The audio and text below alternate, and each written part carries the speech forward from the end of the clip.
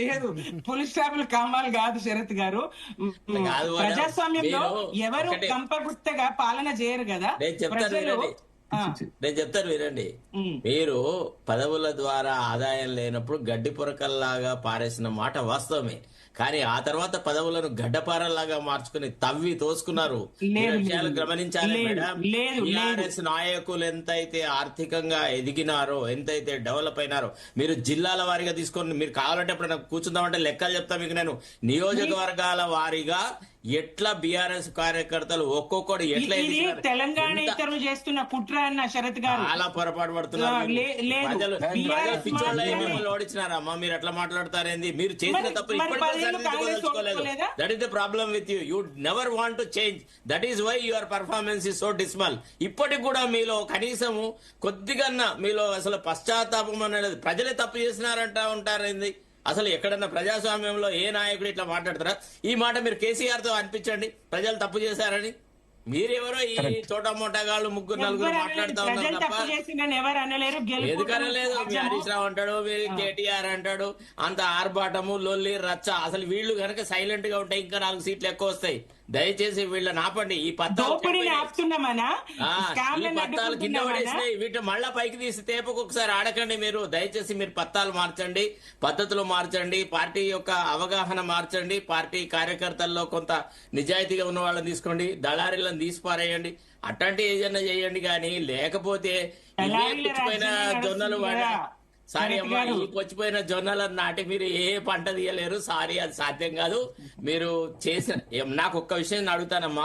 రాజకీయాలలో చాలా కుటుంబాలే కదా, మాయావతి కుటుంబం ఉంది, తర్వాత ములాయం సింగ్ యాదవ్ కుటుంబం ఉంది, దేవిలాల్ కుటుంబం ఉంది, తర్వాత డిఎంకేలో అన్నా డిఎంకే కుటుంబం, డిఎంకే కుటుంబం. అది ఏ కుటుంబంలోనైనా అందరు కుటుంబ సభ్యులకు ఫామ్ హౌస్ ఉన్న ఒక కుటుంబాన్ని నాకు చెప్తే నేను రాజకీయాల గురించి విశ్లేషణ, కరోనా తర్వాత రాజకీయాల మీద విశ్లేషణ మానిస్తారమ్మా. మీరు చెప్పండి. తర్వాత ఫామ్ హౌస్ ల కల్చర్ పెరగలేదా?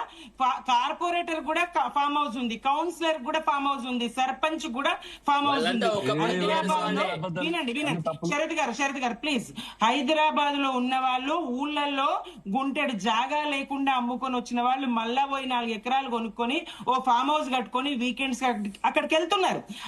ఆ కల్చరు కరోనా తర్వాత అందరికి పెరిగింది. ఫామ్ హౌస్ ఇప్పుడు వ్యవసాయ క్షేత్రం, అది కేసీఆర్ గారు అక్కడ ఉన్నారు, దాన్ని తప్పుపట్టడానికి కేసీఆర్ మేము అనట్లేదమ్మా. మీరు చాలా తప్పుగా అర్థం చేసుకుంటున్నారు. మీరు ఒక విషయం గ్రహించండి. మీరు అన్నారు కదా ఎప్పుడో కోల్పోయిన భూములు మళ్ళా కబ్జాలోకి తెచ్చుకున్నారని. అది ఎట్లా వచ్చింది? ధరణి ద్వారా వచ్చింది. మీరేం చేసినారు? పొజసరీ కాలం తీసేసి, పొజసరీ ఎవడు కొనుక్కున్నాడమ్మా, ఎవడు కొన్నాడమ్మా? మేము గ్రామీణ ప్రాంతాల నుంచి వచ్చిన వాళ్ళు ఎట్లా కబళించినారు భూములు మాకు తెలుసు. కళ్ళల్లో రక్తం గారితే మేము మీకు వ్యతిరేకంగా మేము కొట్టాడాల్సి వచ్చింది. మేము కూడా ఒకప్పుడు టీఆర్ఎస్ లోనే ఉన్న వాళ్ళమే. మృత్యుంజయం గారు మీ కేసీఆర్ కి రైట్ హ్యాండ్ గా లేకుండానా? ఏమండి మీరు ఎట్లా మాట్లాడుతున్నారు? మీరు ఎంత నీచమైన రాజకీయాలు చేస్తే మీ నుంచి దూరం పోవాల్సి వచ్చింది. మీరు ఒకసారి వాస్తవాన్ని గ్రహించాలి. మీరు ఇప్పటికి కూడా వాస్తవం ఏంది అని తెలుసుకునే పరిస్థితులు లేరు. మీ కళ్ళ మీద ఇంకా బైర్లు కప్పుకుపోయినాయి. మీరు ఇంకా ఏదో ఒక ఊహల ప్రపంచంలో తిరుగుతున్నారు. నెక్స్ట్ ప్రభుత్వం మాదే, నెక్స్ట్ ప్రభుత్వం మాదే. అసలు మీరు పార్టీగా కూడా మనుగడ సాగి నేనే రాజు నేనే మంత్రి అన్న రేవంత్ రెడ్డిని సమర్థిస్తారు. చాలా పొరపాటు. మేము రేవంత్ రెడ్డి సపోర్ట్ చేయట్లేదు. రేవంత్ రెడ్డి కానీ రాచరికపు పోకడలు వద్దు, మేము కాకతీయుల క్లారిఫై చేశారు కదా తీసేస్తామన్న రేవంత్ రెడ్డి క్లారిఫై చేశారు కదా. నేనే రాజు నేనే మంత్రి అంటే నేనే మున్సిపల్ మంత్రి, నేనే ఇది కాబట్టి నేనే రాజు నేనే మంత్రి అన్నాను. ఇప్పుడు రేవంత్ రెడ్డిని ఎవడు బీటీ చేస్తాడు కానీ అట్లా అన్నాడా? ఆ మాట అన్నాడా భరత్? ప్లీజ్ దాన్ని అదే రకంగా తెలియదు అది. ఎందుకంటే చిట్ చాట్ లో ఢిల్లీలో ఉన్నాడు, ఆంధ్ర రికార్డ్ లో అనలేదు. బట్ తర్వాత నిన్న దాని మీద విమర్శలు రావడంతో క్లారిఫై చేశారు. అంటే రాజగోపాల్ రెడ్డి వాళ్ళు అట్లా అనడంతో, రాజగోపాల్ రెడ్డి వాళ్ళు రివర్స్ అవ్వడంతో ఆయన నిన్న క్లారిఫై చేశాడు. తర్వాత రంజిత్ రెడ్డిని మున్సిపల్ అడ్మినిస్ట్రేషన్ మంత్రి చేస్తా అన్న మాట అన్యాపదేశంగా మాట్లాడినాడా? చెప్పండి ఒక మాట. చెప్పాడు కదా, మాట్లాడి చెప్పి నేను అట్లా అనలేదు అని మాట మార్చినాడు. అదే రేవంత్ రెడ్డికి అబద్ధం అనేది ఆయనకు అలవోకగా వస్తుంది. అది వేరది. That is a different political culture altogether. That is not in tune with Congress. Congress లో ఎవడు ఇట్లా అబద్ధాలు ఆడము, ఇది చేయడము అట్లాంటిది ఏది లేదు. మేము ఒరిజినల్ గా we are brought up in Congress culture. మేమంతా ఫ్రీడమ్ ఫైటర్స్ ఫ్యామిలీస్ కి చెందిన వాళ్ళం. మాకు తెలుసు కదా రాజకీయాలు ఎట్లా జరిగేదో. ఈ నీచమైన కల్చర్ ను వీళ్ళే తీసుకొచ్చినారు. ఇప్పుడు ఎట్లా అయింది అంటే కట్లపాము ఒకటి, నాగమ్మ ఒకటి, మీ మధ్యలో ప్రజలు చచ్చిపోతున్నారు. ఎవరు కట్ల పాము, ఎవరు నాగమ్మావు?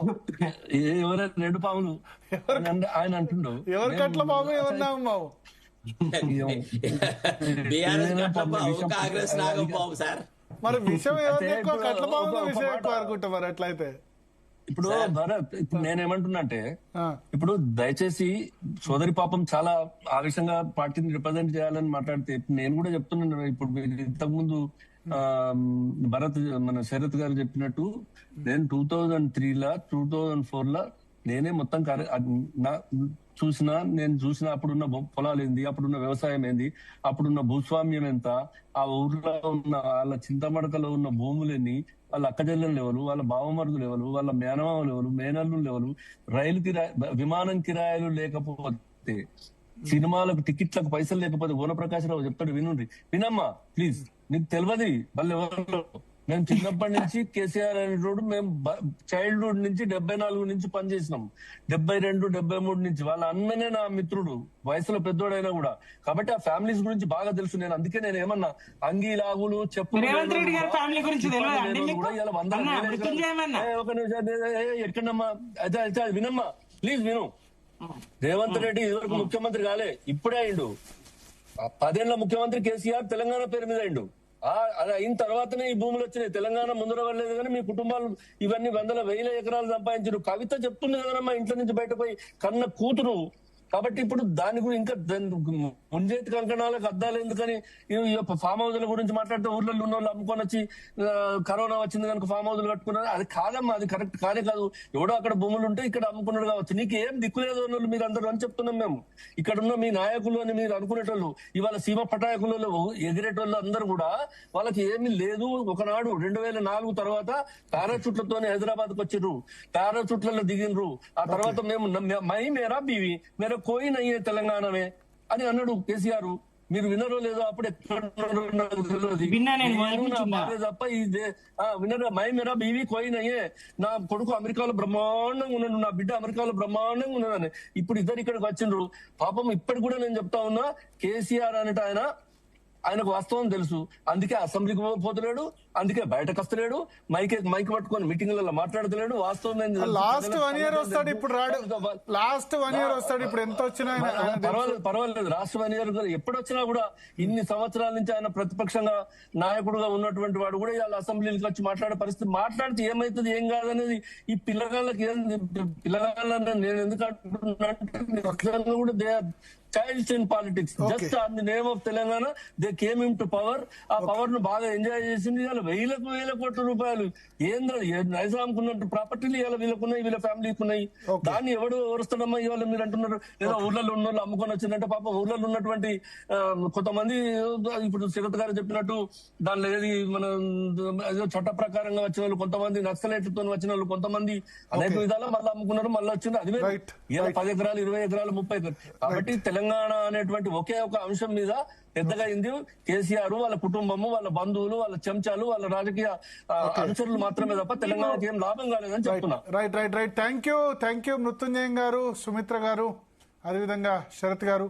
సో మొత్తానికి ఇప్పుడు ఒకళ్ళు నాకు మెసేజ్ పెట్టారు. ఏంటంటే ఇప్పుడు ఇక కౌన్సిలర్ ఖర్చు పెట్టారు. ఇప్పుడు కౌన్సిలర్ సంపాదించుకోకుండా ఉండడం ఎట్లా ఆలోచించండి. సంపాదించాలంటే ఎట్లా? ఇప్పుడు కౌన్సిలర్లు దోచుకోకుండా ఎట్లా, వాళ్ళ వార్డునో లేకపోతే ఆ మున్సిపాలిటీని దోచుకోకుండా ఈ మున్సిపల్ చైర్మన్స్, దాన్ని ఎట్లా ఆలోచించండి. మీడియాగా మీ బాధ్యత జరిగిందేదో జరిగింది, ఇక ప్రజలకు ముట్టింది. ఇప్పుడు దాన్ని వసూలు చేసుకోకుండా ఎట్లా ఉండాలి చూడాలంటే, వసూలు చేసుకోకుండా ఎట్లా ఉంటారు? ఇక్కడ కాకపోతే ఇంకో దగ్గరైనా సంపాదిస్తారు. సరే, కొద్దిమంది డబ్బులు ఎక్కువ ఉన్న వాళ్ళు ప్యాషన్తో అందరూ అక్కడికి సంపాదిస్తారని కాదు,